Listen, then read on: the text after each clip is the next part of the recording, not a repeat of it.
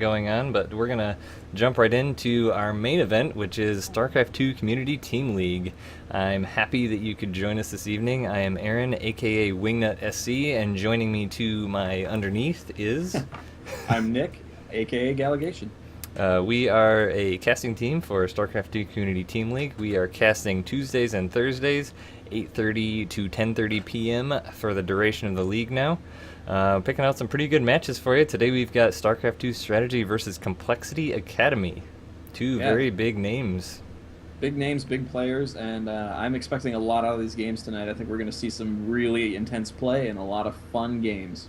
I know we've got some profiles for our first players, a Giant Smurf from Complexity Academy and Rising Storm from StarCraft2Strategy, but I'm not sure if one of those is included. I don't have it in front of me. Do you know?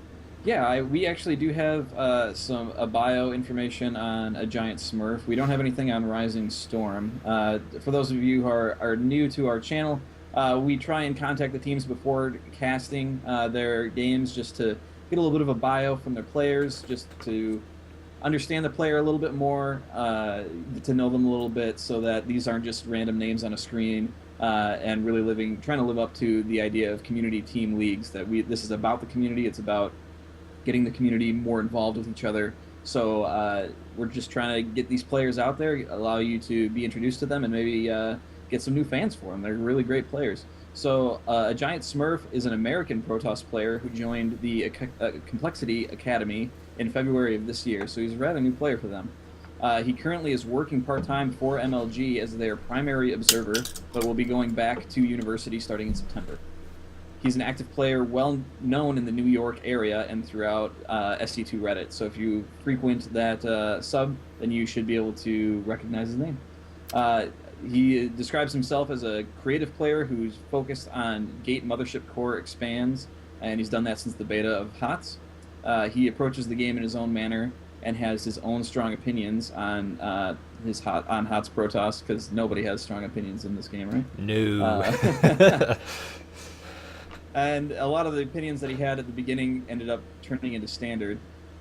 So he's got some really good insight into future PV whatever in the metagame, and Complexity Academy considers him to be one of the most well-known players in the general community. And his Twitter is twitter.com/a_giant_smurf, and I will post that to the chat. I was actually ahead of you. Oh, look at you.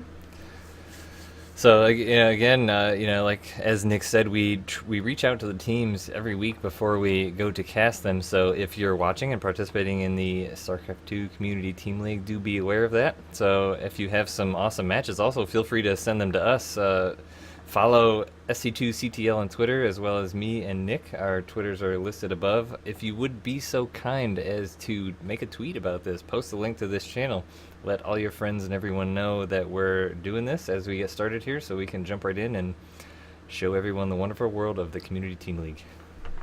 All right, in our first match, we have a Protoss versus Zerg, a Giant Smurf versus Rising Storm. I'm going to jump right into that and get it started. Game resumed. And in the lower left-hand corner, we've got our Zerg. His name is Rising Storm. And in our top right-hand corner in the blue trunks, we have a Giant Smurf. Representing Team Protoss and Complexity Academy. So we've got a PVZ in front of us on Derelict Watcher. An interesting map. Lots of expansions. Lots of cool strategies can work out. The third base is a little bit harder to achieve on this map. I know you play Zerg, Nick. How do you feel about the third base versus Protoss when they're a little bit farther away? You absolutely have to take it. That's my thoughts on it. Unless you're gonna cheese and go all in, you gotta get up on those bases. That's the swarm style, right? Absolutely, that is correct. Tinzu in chat. Speedy's asking if this is live or casted from replays, and it is casted from replays.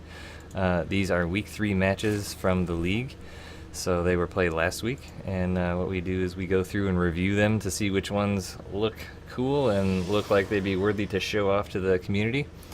So That's correct. The new group stage, actually Group Stage 2 was just posted yesterday, so those matches will be underway soon as it's like gas going down right away here. Is this going to be a gas truck possibly? Or a very early gas before pool? So we've got a gas going down and a pretty early pool from Rising Storm. No expansion. You know, we were talking about third bases. Maybe we should have been talking about second bases. Well, it's very possible that what Rising Storm's going to do here is he's going to try and get some fast speedlings out and do a little bit of poking, try and see what he can do. That may run into some cannons from a Forge Fast Expand, and we see now that Giant Smurf is putting down his natural expansion right now before Forge or anything really. Looks so more like Fast Expand Forge. yeah. Takes a moment to grab some minerals before he goes out here to put his pylon out. Usually if you're doing Forge Fast Expand, you would put the pylon down on the outside and build your forge out there, but it looks like he's going to opt to put his forge inside his base. Obviously he has some kind of plan going on here.